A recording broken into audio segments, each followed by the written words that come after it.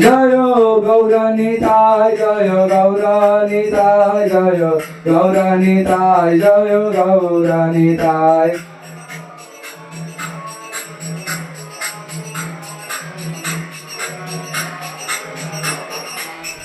Jaya Jaya Prabhupada, Prabhupada, Prabhupada, Jaya Jaya Prabhupada.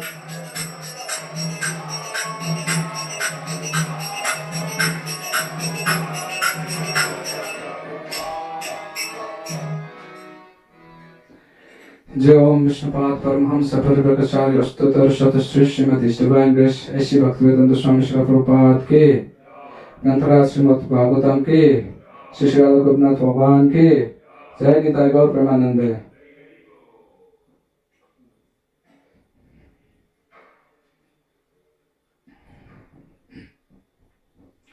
ओम नमो भगवते वासुदेवाय।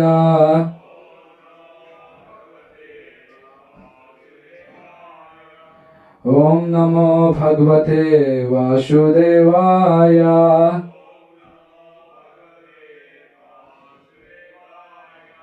ओम नमो भगवते वासुदेवाय।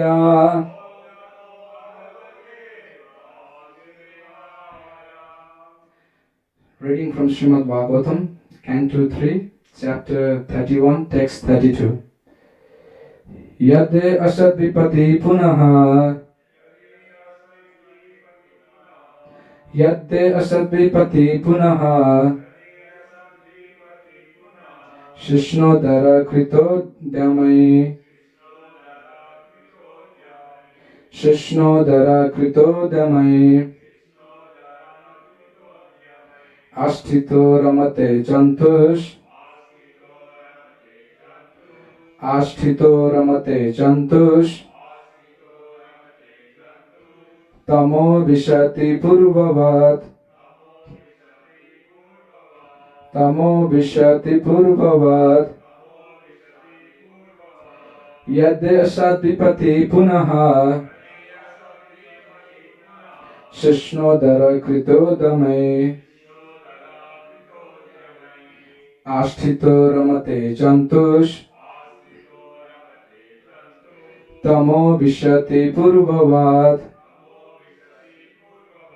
Yate asadvipati punaha. Shishnodara krito damai. Asthito ramate jantush. Tamo vishati purvavat. Prabhuji.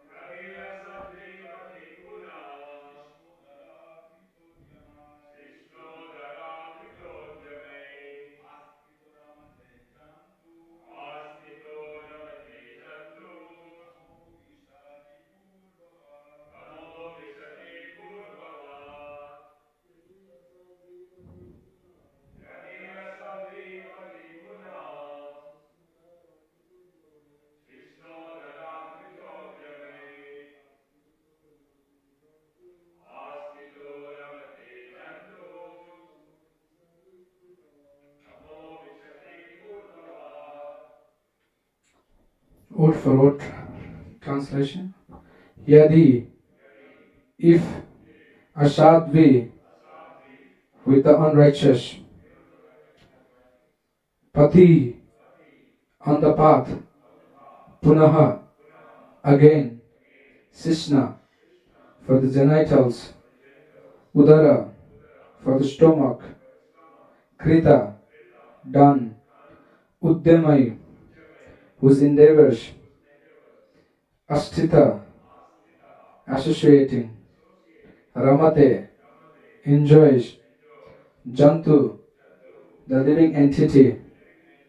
Tamaha, darkness. Vishati, enters. Purvavat, as before. Translation and purport by His Divine Grace Srila A.C. Bhaktivedanta Swami Prabhupada. Srila Prabhupada ki translation. If therefore the living entity again associates with the path of unrighteousness, influenced by sensually minded people, engaged in the pursuit of sexual enjoyment and the gratification of palate, he again goes to hell as before. Purport.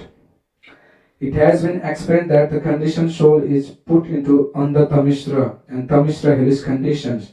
After suffering there, he gets a hellish body like a dog's or hawk's. After several such births, he again comes into the form of human being. How the human being is born is also described by Kapila Dev.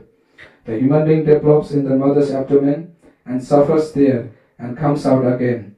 After all these sufferings, if he get another chance in a human body and waste his valuable time in the association of persons who are concerned with sexual life and palatable disease, then naturally he again glides down to the same under Tamistra and Tamistra hells. Generally, people are concerned with the satisfaction of the tongue and the satisfaction of the genitals. That is material life. Material life means eat, drink, be merry and enjoy, with no concern for understanding one's spiritual identity and the process of spiritual advancement. Since materialistic people are concerned with the tongue, belly and genital, if anyone wants to advance in spiritual life, he must be very careful about associating with such people. To associate with such materialistic men is to commit purposeful suicide in the human form of life. It is said, therefore, that an intelligent man should give up such undesirable association and should always mix with saintly persons. When he is in association with saintly persons, all his doubts about the spiritual expansion of life are eradicated, and he makes tangible progress on the path of spiritual understanding. It is also sometimes found that people are very much addicted to a particular type of religious faith. Hindus, Muslims and Christians are faithful in their particular type of religion, and they go to church, temple or mosque. But unfortunately, they cannot give up the association of persons who are too much addicted to sex life and satisfaction of palate. Here it is clearly said that one may officially be a very religious man, but if he associates with such person, then he is sure to slide down to the darkest region of hell. Now let's do Mangalacharan.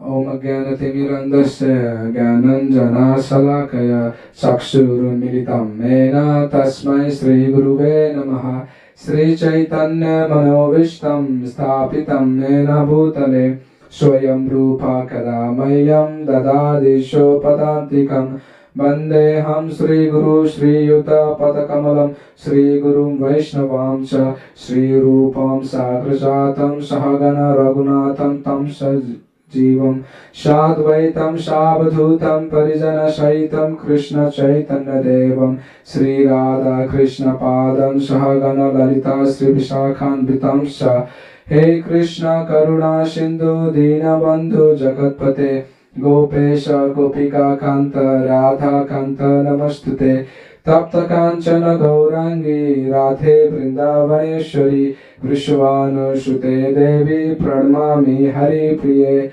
Vancha Kalpataru Vaisha Kripa Sindhu Vaivacha Patitanam Pavanebhyo Vaishnavebhyo Namo Namaha Jai Shri Krishna Chaitanya Prabhu Nityananda Sri Advaita Gadadhara Srivasadi Gaura Bhakta Vrinda Hare Krishna Krishna Krishna Hare Hare Hare Rama Rama Rama Hare Hare.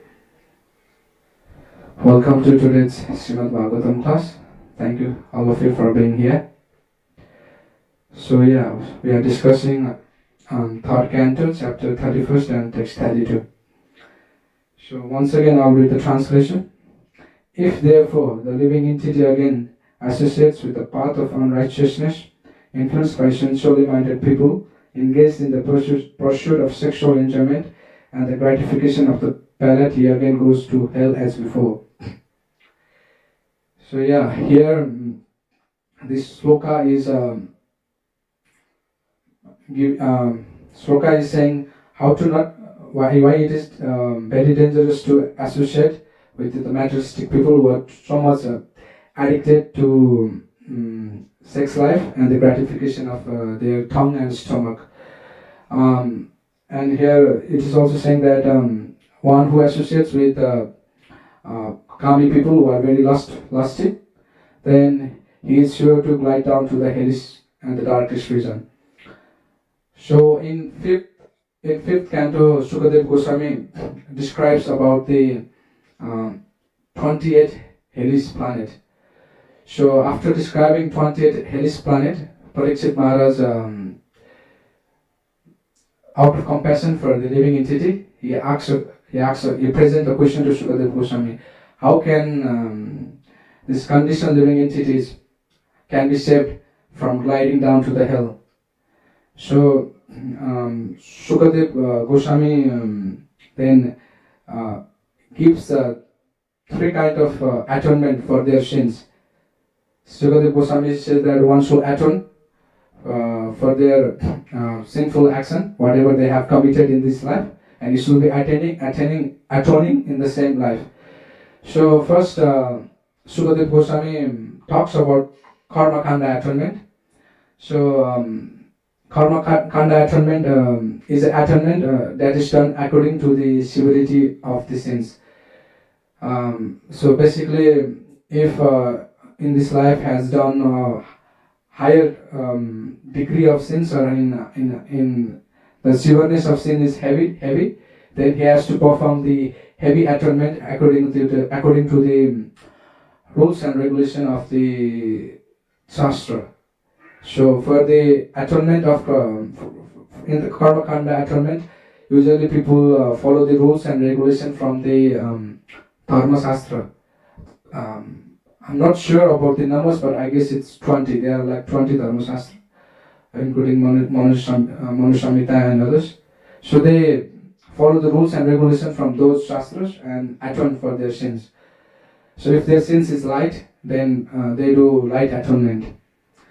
And Parikshit Maharaj, after Sukadev Goswami explains about the karma kanda atonement, Parikshit Maharaj says to the Sukadev Goswami that Jiva, even they know that sinful activities is harmful for them, but still they cannot resist from sense gratification. Still they cannot stop themselves from committing sinful activities. And Parikshit Maharaj says that karma kanda atonement is like a hathi. It's like a bathing of elephant. So elephant, what does it do? It first plays in the sand, and then it goes to the pond or river. It takes bath there. It plays there, and after coming out again, it does same thing. It rolls on the ground and smeared his body with his or her body with the dust. So it's like a hathi. Parikshit Maharaj is saying, yeah, one atones, one performs rules and regulation from the Shastras, but even though after performing atonement, he again performs sinful activities, again commits sinful activities. Then Sukadev Goswami talks about Jnana Kanda atonement. So Jnana Kanda atonement is like a cure of disease. Sukadev Goswami says that just as a diseased person, by regulating his diet or following the rules, he takes the certain dishes and he avoids certain dishes. By gradually taking the dishes which has been prescribed, then he gradually gets cured. So similarly, those who does atonement through Jnana Kanda, they have to follow the rules of Jnana. So rules of Jnana is actually very difficult to follow. So rules of Jnana includes like following austerity, celibacy, mind control, sense control, charity, truthfulness, and a sober person who follows these all rules of austerity, cleanliness, mind control, sense control, charity, truthfulness, um, um, abstaining from sex life, then he knows the dharma. He knows the dharma, and then he becomes gradually purified. He gets gradually liberated from the material contamination. So Sukadev Goswami here explains that this Jnana Khanda atonement is like a burning of a bamboo tree. The sins get burned away. The bamboo tree gets burned away, but still the roots are there. So, what is the use of this atonement of Karma Khanda and the Jnana Khanda? So, one again develops this propensity of committing sinful activities again. So, just like a liquid pot cannot be purified, even though it's bathed in many rivers, it still gets contaminated. It still cannot get purified. Similarly, those who goes through the atonement of Jnana and Karma, still they don't get purified. Still they have a lot of sinful activities, propensities for sinful activities in their heart. So after describing Karma Khanda atonement and Jnana Khanda atonement, Sukadev Goswami talks about the bhakti, unalloyed pure devotional service. So the real atonement Sukadev Goswami prescribes finally to the Parikshit Maharaj is unalloyed devotional service to the Krishna. Sukadev Goswami actually was testing Parikshit Maharaj. So you know that only atonement is the bhakti mark, which is unalloyed devotional service to the Krishna. But he was testing Parikshit Maharaj, and Parikshit Maharaj was not satisfied with Karma Khanda atonement and Jnana Khanda atonement. And then Sukadev Goswami starts to talk about the Bhakti Yoga atonement. So Sukadev Goswami mentioned one sloka that a person who has unalloyed faith or unalloyed devotion to the Krishna, it becomes very easy for him to take out this propensity for sinful desire from their heart. The uprooting of the roots of sinful desire is very easy. One who has an unalloyed and pure devotional service unto the lotus feet of Sri Krishna, and he compares with the analogy of a sun and a fog. So when there is a sun, immediately the fog get disappeared. And he talks about pure devotional service. And in Nectar of Devotion, Prabhupada has described about the characteristic of pure devotional service. There are 6 characteristics. I will talk about it later. But in Yanadi also it is mentioned that about the effect of karma. How does the karma works? So Parikshit Maharaj was asking how the conditioned soul can be saved from going to the hellish condition, and how they are not able to control their senses.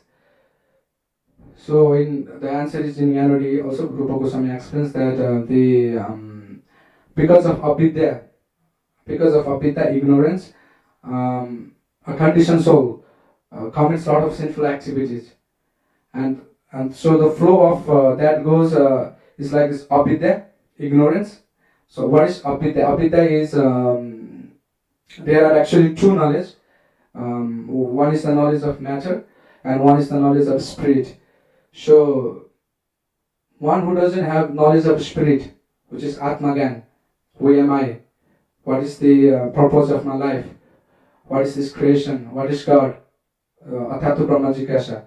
Who doesn't have this knowledge, but rather who has the knowledge of matter, dull matter. That's called avidya. So matter of knowledge of matter includes identifying oneself with the body. So one who identified so much with the body, then one is always in ignorance, avidya. And because of this avidya, one commits sinful activities. So actually, our true identity is Jivera Swarupa Haya Krishna Nityadas. We are the part and parcel of the Krishna. We are the eternal servant of Krishna. We cannot be happy without serving Krishna. Just like Prabhupada gives a very nice example in Perfect Question and Perfect Answer. Just like if a screw is out of the machine, then it has no use. What's the use of the screw? So similarly, if we are away from Krishna, we are not serving Krishna, His lotus feet, then there is no use of our existence. We are simply suffering. We are not doing any welfare activities. So coming back to the cycle of karma, the cycle of karma is actually very detailed. But usually people say karma means what you do, you get served, or what you do, you get result. But it has very detailed explanation. Rupa Goswami explains this, that because of avidya, identifying oneself with this dull matter, with the body, one has a sinful desires in them.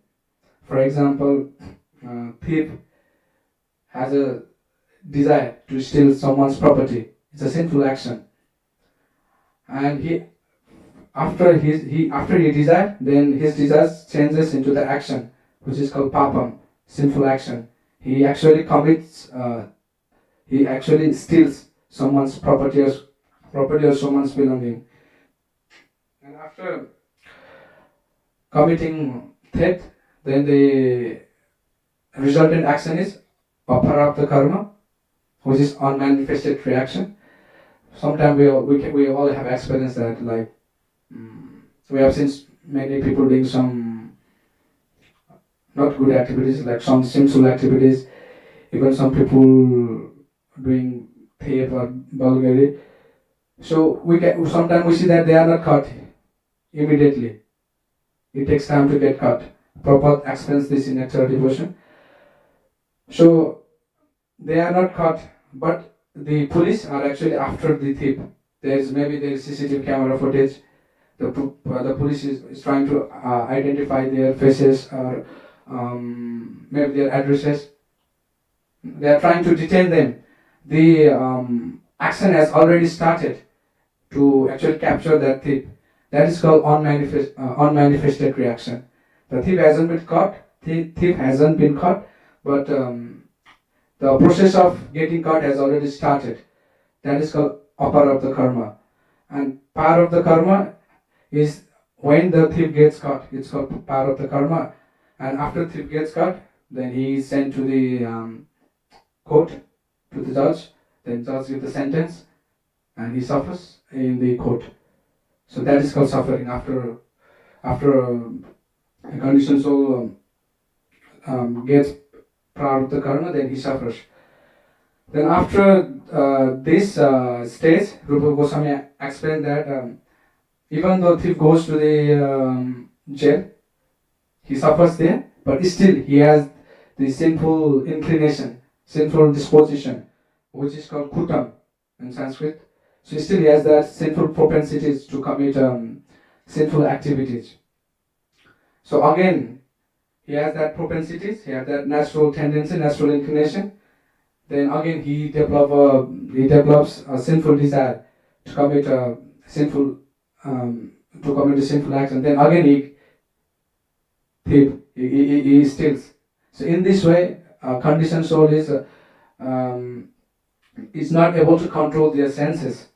This analogy, this cycle can be applied in our own case also. Like we are trying to get rid of some anarthas, lust, anger, greed, envy, but still we are not able to.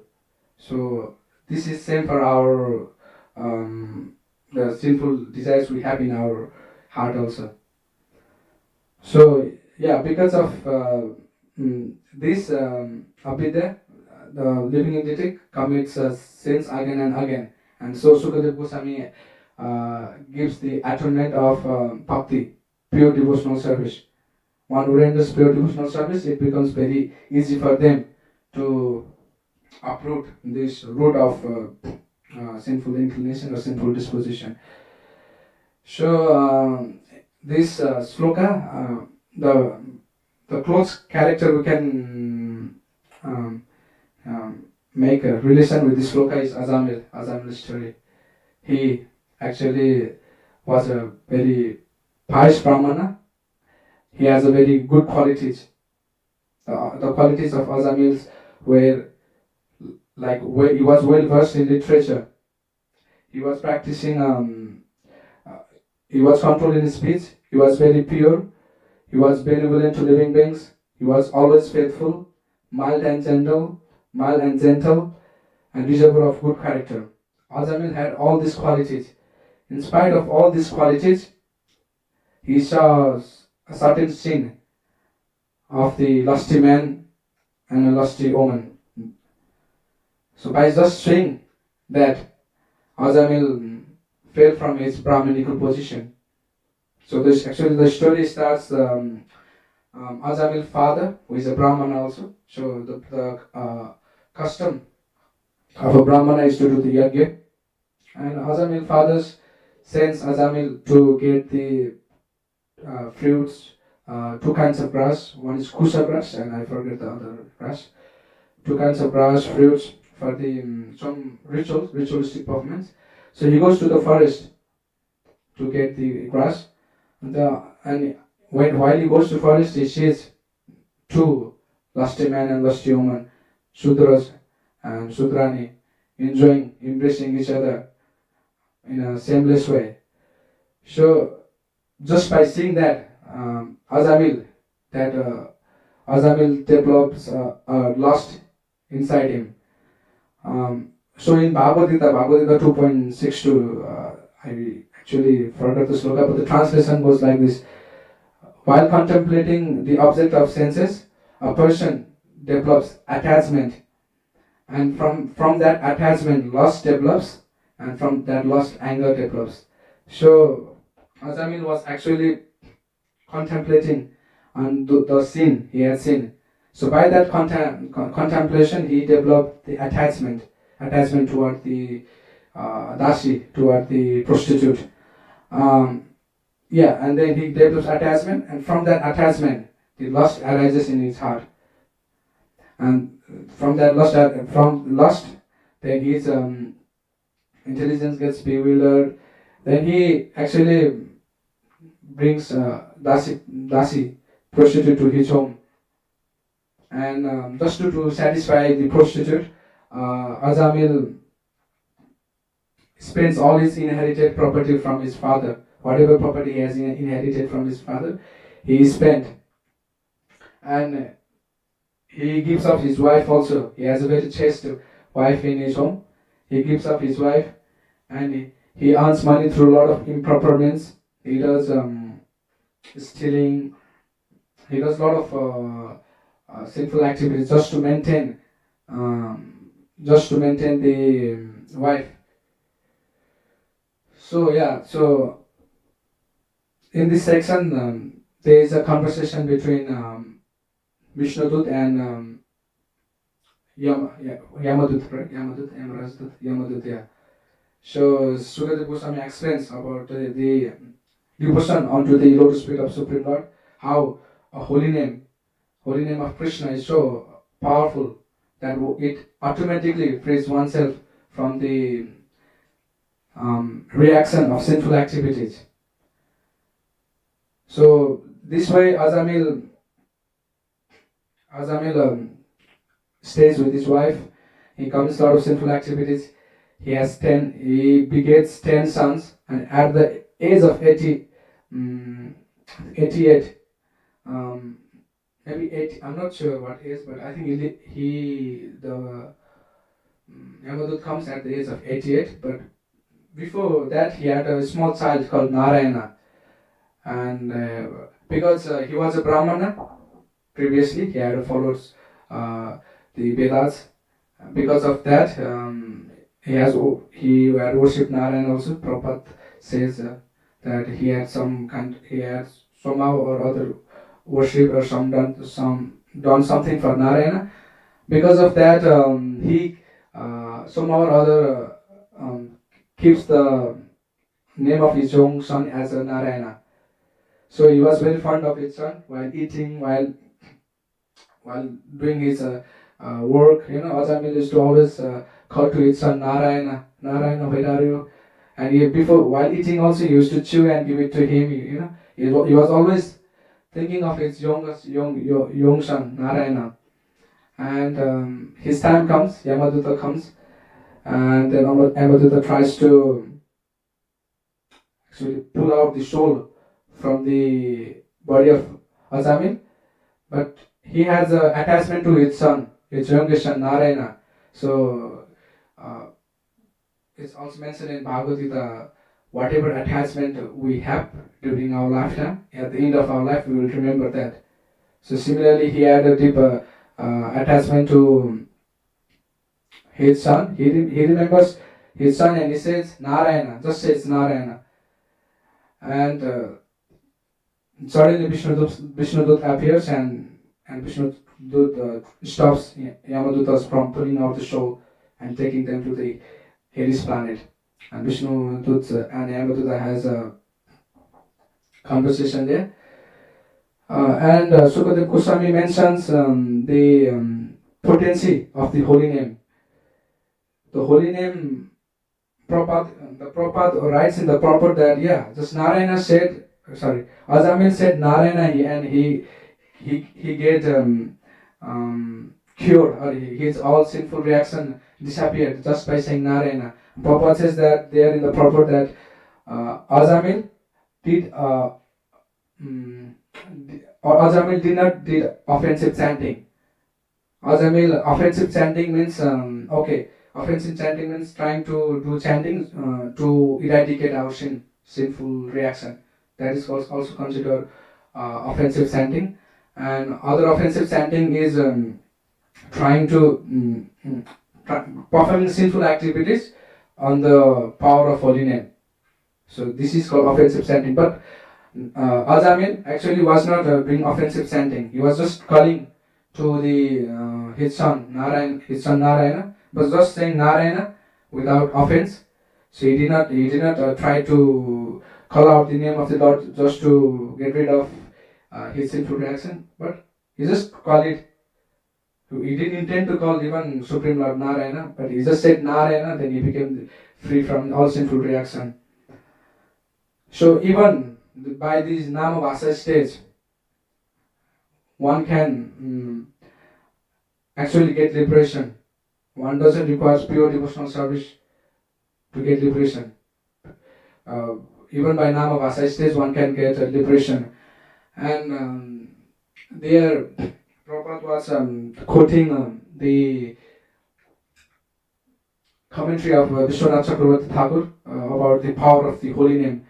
And Vishwanath Chakravarti Thakur was mentioning the slokas from few shastras, and one of it was like just like when a lion roars, then all the small creature flees away.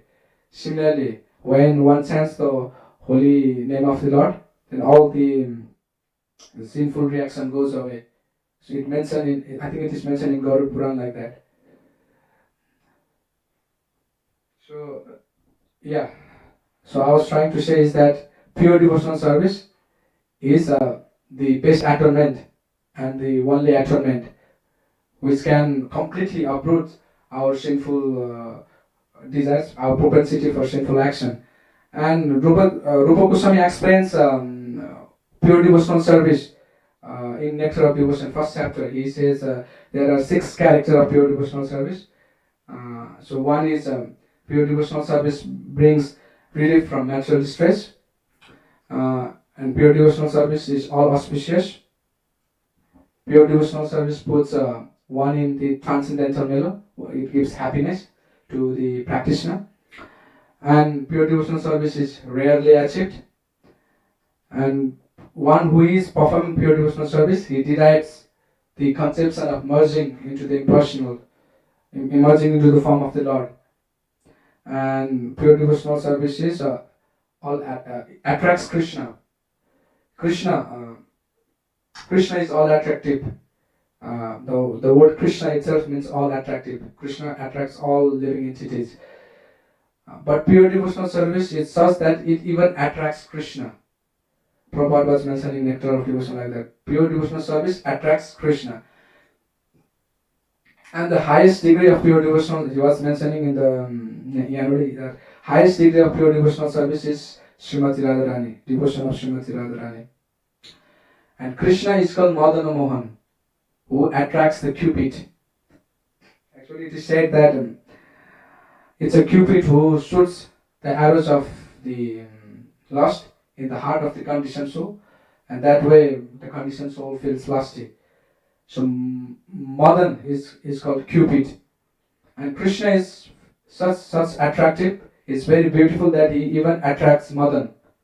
He even attracts Kamadev. But Srimati Radharani, her devotion is so great. It's in the highest degree. It's in the pure platform. Srimati Radharani even attracts Krishna. So she is called Madana Mohana Mohini. So Prabhupada was explaining this character of how pure devotional service attracts Krishna in this way. And then, so firstly, Prabhupada was saying that pure devotional service brings relief from material distress. Usually, conditioned soul is in material distress because of their sinful actions in past life, in innumerable life, from time immemorial. So because of their sinful activities, one gets distressed in this life.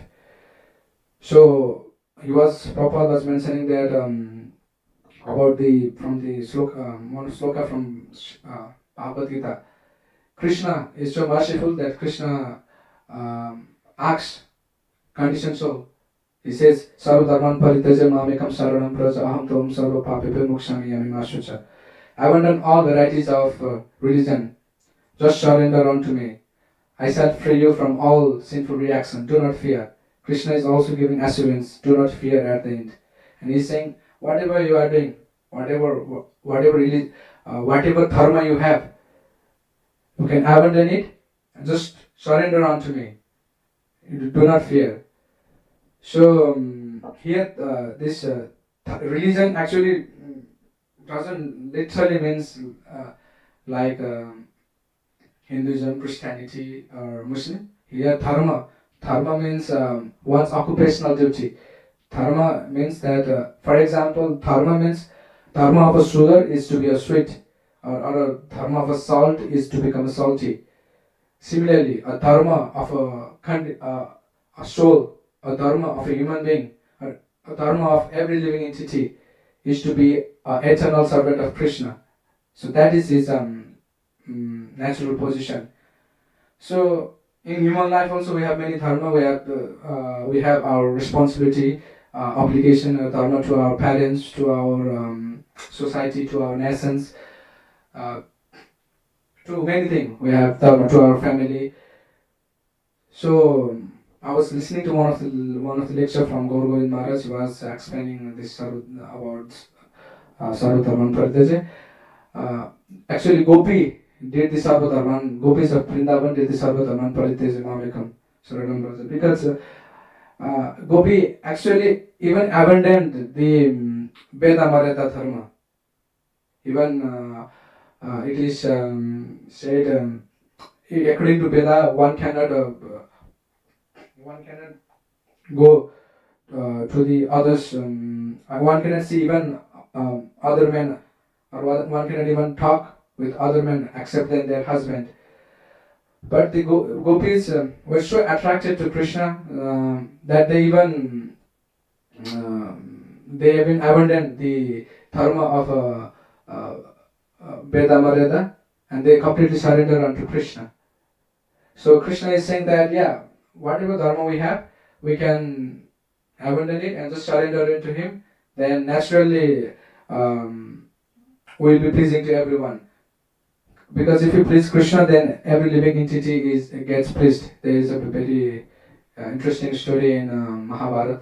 Like uh, Draupadi had Akshay Patra. Then suddenly Durvasa Muni comes with his like thousands of disciples, and she realized that how Akshay Patra works is that after you wash it, then it won't again give food what you desire. So then Draupadi is in dilemma what to do. So he calls to Krishna. He thinks of Krishna. Then Krishna comes and Krishna sees that there is a one small grain. Then he takes that grain. After taking that grains, all the disciple of Durvasa Muni, I think it's 50,000 in number, I'm not sure, but yeah, 50,000 disciples and Durvasa Muni who went to take bath in the river, they get fulfilled, they get satisfied, they have no more hunger, and they just run away. And they don't come back to eat because they think that it's disrespectful if you come to someone so and doesn't eat. Yeah, so what I'm trying to say is that if you abandon our occupational duty, surrender to Krishna, there is no no reason to fear. Krishna takes care. Krishna, if you please Krishna, then everyone is pleased. So yeah, so Prabhupada was talking about material pure devotional service being relief from material distress. So because of our sinful activities from past life, we are suffering. But pure devotional service, surrendering unto Krishna, actually brings relief from material distress. And Prabhupada was explaining another characteristic of devotional service. Krishna consciousness is all auspicious. So Rupa Goswami says there that actual auspiciousness means the welfare activities to all people. What is the welfare activities to all people? Yeah, Sankirtan. Generally, these days, normally people think the greatest welfare activities is doing some philanthropy or helping out some poor people or building hospitals, building schools. They think they are the greatest welfare activities, and they think that this is the most auspicious activities. But the greatest welfare activities is Sankirtan, preaching the glories of Krishna, book distribution, distributing books, preaching the message of Krishna to the normal crowds. That way they can make their life successful also. So the most auspicious, actual auspiciousness is the Sankirtan. And the third characteristic of pure devotional service is it puts one in transcendental pleasure. There is no actually limit to the bliss or happiness one experience. It puts one in the transcendental pleasure. There are three kinds of happiness. One happiness is derived from material thing, from car, from woman or from man, or from some material position, from land, from house, from clothes. So basically, 99.9% of population think this is the only happiness, and they try to derive happiness from this material thing. But this material happiness is a flickering in nature. Just to get small happiness, they have to put a lot of efforts. Even in our life, we have experience. We work 7 days, 40 hours, 50 hours, 60 hours in a week.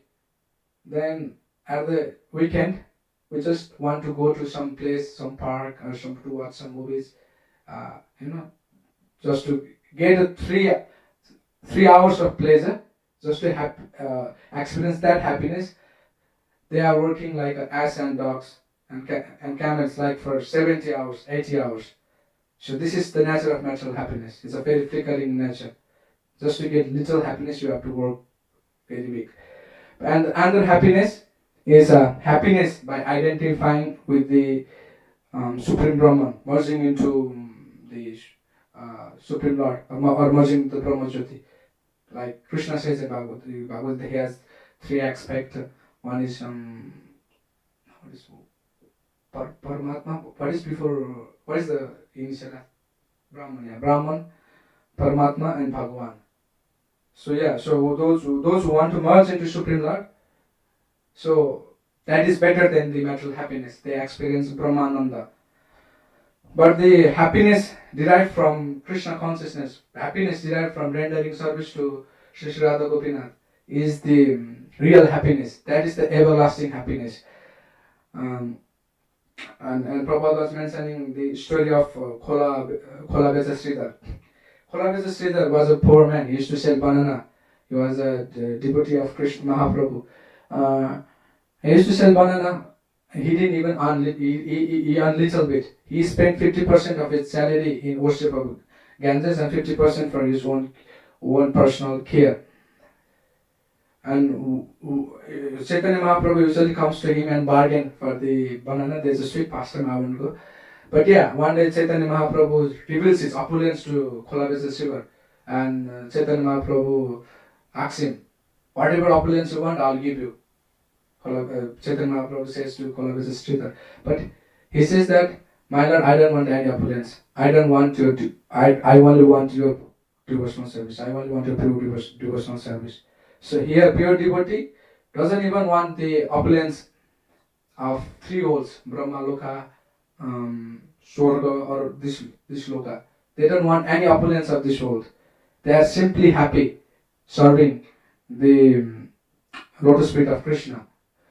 And we also have this experience. For example, if one tries to merge with the Brahman, then they have to do Ashtanga Yoga. Doing Ashtanga Yoga, maintaining bodily posture, doing pranayama, or doing different various bodily posture, yogic posture. It's very difficult actually. And it is said that the actual yoga can be only done in the forest, in seclusion, in a height, on top of the deer skin or a tiger skin. Then you have to erect your back. It's a long process. It's very difficult actually. Just to go to forest, to Rishikesh or Hardwar, it takes a lot of effort. But you simply come to this temple, to Sri Sri Radha Gopinath Mandir, and just be in the Aarti, just sing Hare Krishna mantra, just dance. You will feel the same pleasure that the yogis experience doing so much difficulty, getting the flight, going to Haridwar, going to some forest, and sitting there for many years, and he gets that experience. But devotional, the pleasure in devotional service or Krishna consciousness is so easily available. Just come to temple, just dance, you get easily.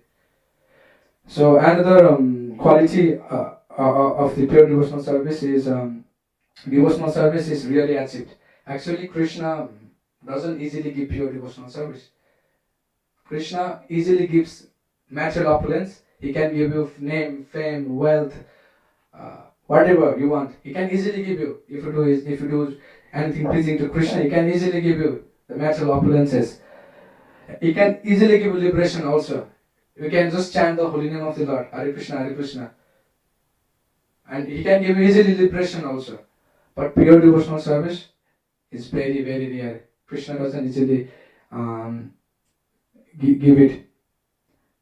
And actually Prabhupada was mentioning there that pure devotional service can be only attained by the mercy of the devotees.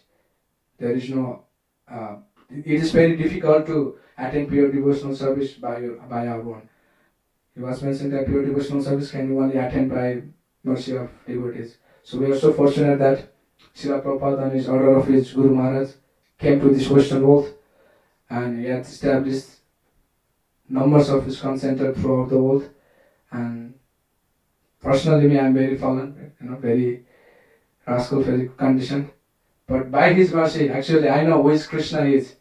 By his mercy, I am able to follow the footsteps of the acharyas, of the pure devotees. By his mercy, I can say that, yeah, maybe this lifetime or maybe next lifetime or whatever lifetime, one day I'll surely achieve pure devotional service by his mercy. So yeah, I can connect with this saying actually. By the mercy of devotee, one can get pure devotional service. And then, yeah, another fifth character of devotional service is pure devotees derides the conception of liberation. And Rupa Goswami says that if Brahmananda or happiness derived from merging into the Supreme is multiplied trillion fold times, he's saying that um, if a happiness derived from merging into the Supreme Lord is multiplied by trillion fold, not 1,000, but trillion fold time, then the happiness derived from the rendering pure devotional service unto Sri Sri Radha Gopinath or Radha Krishna is not even a fraction. That the devotional happiness we derive from Brahmananda is not even a fraction of happiness we derive from rendering service unto Sri Sri Radha Gopinath. Is 3 trillion fold times greater. So Prabhupada Saraswati also says that this heavenly pleasure, going to heaven, enjoying apsaras, taking somaras, he says that it's like a flower in the sky. He says it doesn't actually flower in the sky, doesn't exist. It's like a flower in the sky, and he says that merging into Supreme Lord, the merging into Supreme Lord is hellish. He says like that. So we can imagine how pleasurable, how ecstatic is pure devotional service. And the last one is it attracts Krishna, that I already talked about, that how Krishna is Madan Mohan, and pure devotional service even attracts Krishna, which is pure devotional service is like Srimati Radharani, which is Madan Mohan Mohini. Actually, I wanted to touch on this second part of the purport also, but we don't have time. But yeah, I will stop here. If anyone has any questions or comments, yeah, yes, Prabhu.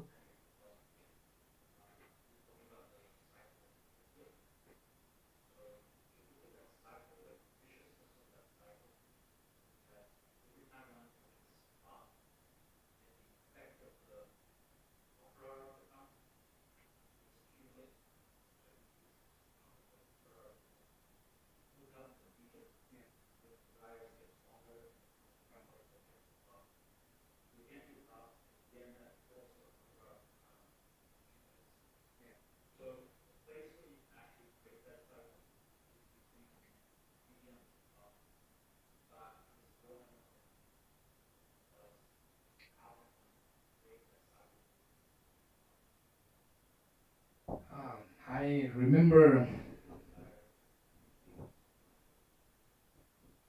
how can one, sorry, question was? Between from sinful, sorry, from vision to where? Oh, how can I break? This like I remember there's two stages. I forgot actually. I went through that cycle yesterday, but I forgot that.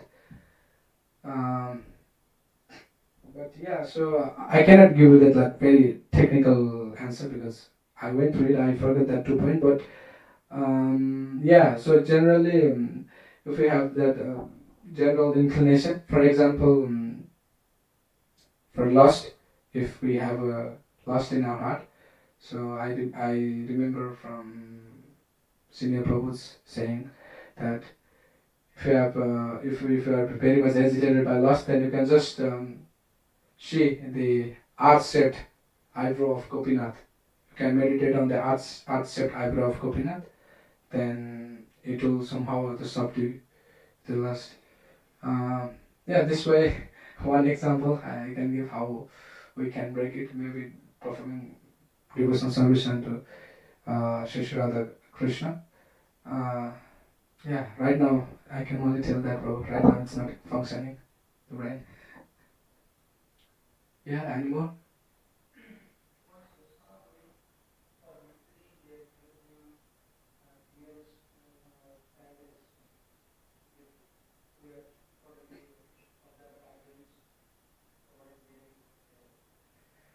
Oh, okay. Uh, why they use? I know the one reason why they use is that when they sit on the deer skin or the tiger skin, Then when they are in the forest or in the elevated height, then in forest there's a lot of insects. So the deer skin or the tiger skin repels insect.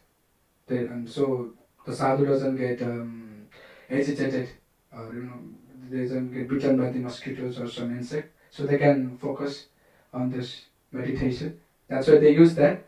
But for other part of questions, I don't have answer.